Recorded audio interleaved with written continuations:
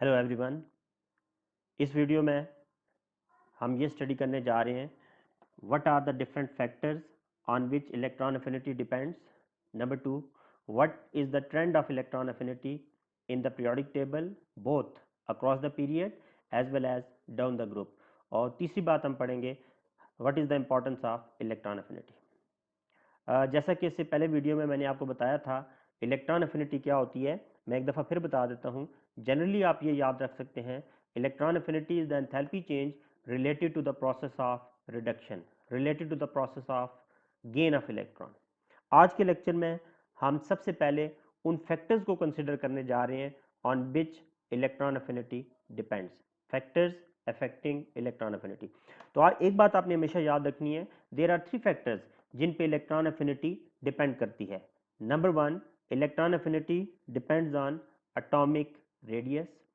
दूसरा फैक्टर जिससे electron affinity की वैल्यू कम या ज़्यादा हो सकती है, इट इज़ न्यूक्लियर चार्ज।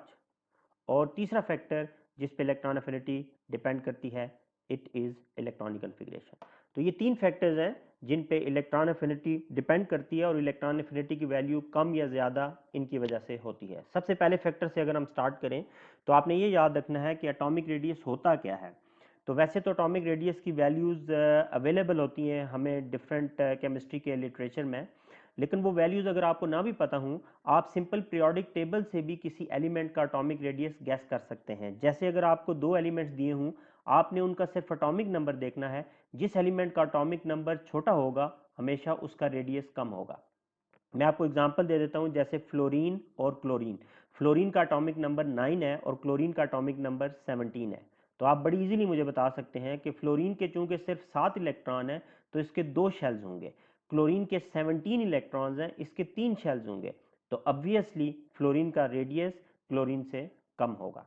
तो आप एटॉमिक नंबर को देख के रेडियस के बारे में बता सकते हैं। अब आपको मैंने फ्लोरीन और क्लोरीन की ही एग्जांपल दी है। इसी एग्जांपल को अगर आप अपने सामने रखें तो आप बहुत इजीली बता सकते हैं कि which nucleus is able to attract electron easily.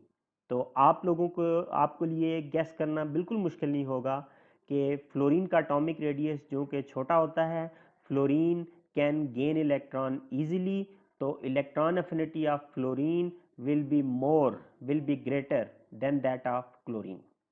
क्यों? क्योंकि न्यूक्लियस से डिस्टेंस कम है इनकमिंग इलेक्ट्रॉन का। तो यहाँ पे आप ये बात बड़ी इजीली याद रख सकते हैं कि which atomic radius is suitable for maximum electron affinity. तो एक वर्ड में आपको बता रहा हूँ, कोई लंबी चौड़ी डिटेल याद रखने की जरूरत नहीं है। आपने याद रखना है, जब भी दो आपके सामने 2 3 4 एटम्स हों, जिस एटम का रेडियस सबसे स्मॉल होगा उसकी इलेक्ट्रॉन अफिनिटी सबसे ज्यादा होगी। It can gain electron easily. तो चलिए सेकंड फैक्टर की तरफ बढ़ते हैं। सेकंड फैक्टर में आपने बात, सबसे पहले आपके माइंड में ये बात होनी चाहिए कि न्यूक्लियर चार्ज होता क्या है। तो आपके माइंड में क्लियरली आना चाहिए, इसी वर्ड को अगर आप खुद सोचें तो न्यूक्लियर चार्ज का मतलब है चार्ज ऑन द न्यूक्लियस। और हमारे न्यूक्लियस में किस सब एटॉमिक पार्टिकल की वजह से चार्ज होता है? न्यूक्लियस पे प्रोटॉन की वजह से चार्ज होता है। और आप सब लोगों को पता है कि प्रोटॉन इज पॉजिटिवली चार्ज, तो न्यूक्लियर चार्ज हमेशा पॉजिटिव होगा। एक और बात, आप यूं भी कह सकते हैं कि nuclear charge which is the charge on the nucleus due to protons, it is always equal to number of protons. अगर किसी एटम के न्यूक्लियस में ज्यादा प्रोटॉन्स हैं तो उसका न्यूक्लियर चार्ज ज्यादा होगा, और अगर किसी एटम के न्यूक्लियस में कम प्रोटॉन है तो उसका न्यूक्लियर चार्ज कम होगा। बड़ी सिंपल सी बात है। अब अगर आप देखें, मैं आपको दो एलिमेंट बताऊं, जैसे मैं एलिमेंट बता देता हूं आपको, fluorine fluorine and oxygen. Fluorine का एटॉमिक नंबर 9 है, ऑक्सीजन का एटॉमिक नंबर 8 है।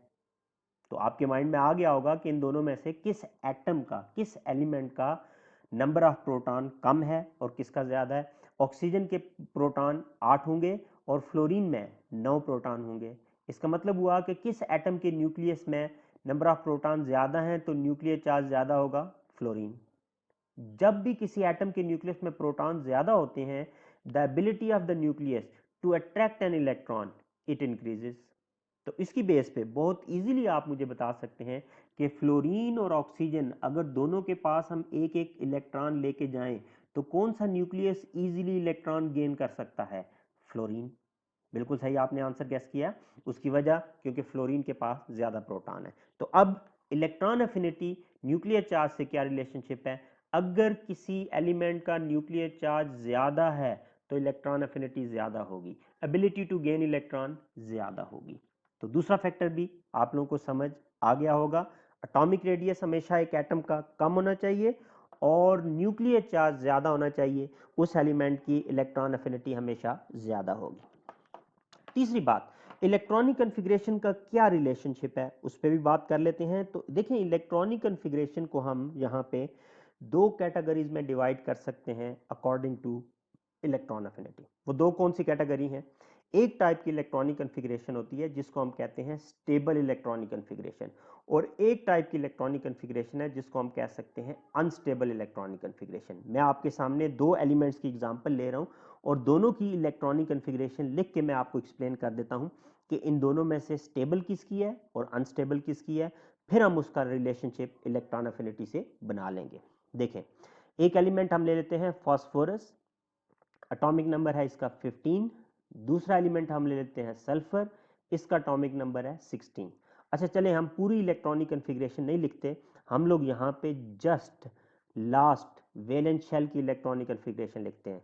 तो फास्फोरस का ग्रुप नंबर होता है 5, इसके वैलेंस शेल में 5 इलेक्ट्रॉन होते हैं, तो हम इसके सिर्फ वैलेंस शेल की कन्फिग्रेशन लिख लेते हैं। अगर हम इसके वैलेंस शेल की कन्फिग्रेशन लिखें तो what you will come to know कि इसके 3s में 2 इलेक्ट्रॉन होंगे, 1 electron will be moving clockwise, other electron will be moving anti clockwise. ठीक हो गया। 3s के बाद फास्फोरस का नेक्स्ट सब शेल होता है 3p। 3p में आप लोगों को पता है 3 ऑर्बिटल्स होते हैं, इन तीनों ऑर्बिटल में एक एक इलेक्ट्रॉन हमने प्लेस करना है अकॉर्डिंग टू आवर रूल, जिसकी वजह से एक इलेक्ट्रॉन आपके p के पहले ऑर्बिटल में होगा, दूसरे में भी एक, तीसरे में भी एक। तो देखें, फास्फोरस की इलेक्ट्रॉनिक कन्फिग्रेशन कंप्लीट हो गई। जब यही इलेक्ट्रॉनिक कन्फिग्रेशन हम सल्फर के लिए लिखते हैं, सल्फर के वैलेंस शेल में 6 इलेक्ट्रॉन है, because sulphur belongs to group number 6। तो अब क्या होगा, 3s में तो 2 इलेक्ट्रॉन है, कोई चेंज नहीं है कंपेयर टू फास्फोरस। लेकिन अगर आप 3p को देखें, सब शेल 3p में सल्फर के पास 4 इलेक्ट्रॉन्स हैं, और हमने क्या करना है, हमने जब 3 ऑर्बिटल सब शेल p के फिल करने हैं, हर ऑर्बिटल को पहले हमने एक एक इलेक्ट्रॉन देना है। आफ्टर दैट जो चौथा इलेक्ट्रॉन है वो आप इन तीन ऑर्बिटल में से किसी में भी प्लेस कर दें, आप जिस मर्जी ऑर्बिटल में प्लेस कर दें, इट इज़ पॉसिबल। तो चौथा इलेक्ट्रॉन हम कन्वेंशनली सबसे पहले ऑर्बिटल में प्लेस करते हैं, और ये आपकी वैलेंस शेल कॉन्फ़िगरेशन कंप्लीट हो गई फास्फोरस और सल्फर की। अब यहाँ से बड़ी क्लियरली आप मुझे बता सकते हैं, 3s को छोड़ दें क्योंकि 3s तो दोनों में है, उसको आप साइड पे कर दें। 3p को देखें, फास्फोरस का 3p half filled sub shell है, हाफ फिल्ड, क्योंकि p में टोटल 6 इलेक्ट्रॉन होते हैं, इस वक्त p में 3 है तो ये हाफ फिल्ड हो गया, p में टोटल 6 होते हैं। और जो सल्फर का p है इसमें 4 इलेक्ट्रॉन है, इस टाइप के सब शेल को हम बोलते हैं पार्शली फिल्ड सब शेल। हमेशा कभी भी अगर कंपैरिजन आ जाए हाफ फिल्ड और पार्शली फिल्ड सब शेल का, तो आपने याद रखना है जो हाफ फिल्ड सब शेल होता है इट इज स्टेबल, और पार्शली फिल्ड हमेशा अनस्टेबल होता है। अब पार्शली फिल्ड अनस्टेबल क्यों होता है, उसमें क्या प्रॉब्लम है, इन तीन में से एक ऑर्बिटल में 2 इलेक्ट्रॉन्स हैं, similarly charge particle repel each other. वो जो स्पिन स्पिन रिपल्शन होगी, जो इंटर इलेक्ट्रॉनिक रिपल्शन होगी, उसकी वजह से सल्फर का एक एक ऑर्बिटल अनस्टेबल है। तो हम ओवरऑल ये कह सकते हैं phosphorus has stable electronic configuration because it has stable subshell p due to half filled nature. लेकिन जो सल्फर है it has unstable electronic configuration. Why it is unstable? Because it has spin-spin repulsion due to partially filled subshell p. अब अगर आपको electronic configuration को identify करना आ गया कि कौन सी इलेक्ट्रॉनिक कन्फिग्रेशन स्टेबल होगी, कौन सी अनस्टेबल होगी, तो अब आप इलेक्ट्रॉन एफिनिटी से इसको रिलेट कर सकते हैं। वो कैसे? सिंपली आपने देखना है हमेशा वही एलिमेंट इलेक्ट्रॉन इजीली गेन करेगा जो अनस्टेबल है। जो स्टेबल है उसको तो किसी चीज़ की ज़रूरत ही नहीं है, वो पहले से स्टेबल है। तो यहाँ पे सल्फर अनस्टेबल है, sulphur will quickly try to grab an electron, क्योंकि वो अपने आप को स्टेबल करना चाहता है। तो हमेशा याद रखें जब भी इलेक्ट्रॉनिक कन्फिग्रेशन अनस्टेबल होगी उस एलिमेंट की इलेक्ट्रॉन एफिनिटी ज्यादा होगी। तो यहां पे किस एलिमेंट की इलेक्ट्रॉन एफिनिटी ज्यादा होगी? सल्फर की। रीजन क्या याद रखनी है? Since it has unstable electronic configuration. Okay, इसके बाद हम यहां पे व्यूअर्स बात करेंगे इस इन्हीं फैक्टर्स को माइंड में रख के। अब अगर आप ये तीनों फैक्टर्स आपको समझ आ गए हैं तो इन तीनों फैक्टर्स की बेस पे आप बता सकते हैं कि what is the trend of the electron affinity in the periodic table. देखें, जब भी हम पीरियोडिक टेबल में ट्रेंड स्टडी करते हैं, दो कॉमन ट्रेंड है जो पूछे जाते हैं, और जनरली बात हम कर रहे हैं, एक्सेप्शंस हम यहाँ पे फिलहाल फोकस नहीं करेंगे, हम जनरली बात करेंगे। तो प्लीज़ जनरल कोई एक्सेप्शंस हैं तो मैं उनको यहाँ पे ओवरलुक कर रहा हूँ, मैं उनको फोकस नहीं कर रहा। दो कॉमन ट्रेंड हैं जो हम पीरियोडिक टेबल में हमेशा स्टडी करते हैं। एक ट्रेंड होता है जिसको हम बोलते हैं across the period, left to right across the period, और दूसरा ट्रेंड होता है top to bottom down the group. Period क्या होता है आप लोगों को पता है, जो हॉरिजॉन्टल रो है पीरियोडिक टेबल में उसको हम पीरियड बोलते हैं, और जो वर्टिकल कॉलम है, जो वर्टिकल कॉलम है उसको हम ग्रुप बोलते हैं। ओके, अब अगर आप देखें इस वक्त जो हमारे पास सिचुएशन है, हम इलेक्ट्रॉन एफिनिटी को स्टडी कर रहे हैं, इसमें जो पहला ट्रेंड अगर हम देखें, trend left to right across the period, तो आपने क्या याद रखना है? देखें, अगर आपके सामने पीरियोडिक टेबल है तो बहुत अच्छी बात है, नहीं भी है तो कोई मसला नहीं है, मैं आपको बता देता हूँ। जैसे एक पीरियड मैं ले लेता हूँ, starting from sodium Na, magnesium Mg, Al, silicon, phosphorus, sulphur, chlorine, argon. तो ये सोडियम एटॉमिक नंबर 11 से 18 तक जो एलिमेंट हैं वो 8 एलिमेंट्स मैंने आपको बता दिए। अब लेफ्ट टू राइट जा रहे हैं और एटॉमिक नंबर मैं बता रहा हूँ 11 से मैंने स्टार्ट किया था और 18 पे मैंने एंड किया है। तो इसका मतलब है एटॉमिक नंबर इंक्रीज हो रहा है। तो जब एटॉमिक नंबर इंक्रीज होता है तो उसके साथ साथ ऑब्वियसली नंबर ऑफ प्रोटॉन ज़्यादा हो रहे हैं। तो नंबर ऑफ प्रोटॉन ज़्यादा होने का मतलब है आपका कौन सा फैक्टर ज़्यादा हो रहा है? Nuclear charge. तो बिल्कुल सही है, मेरे ख्याल में आप गेस कर गए होंगे कि what is the trend of electron affinity across the period.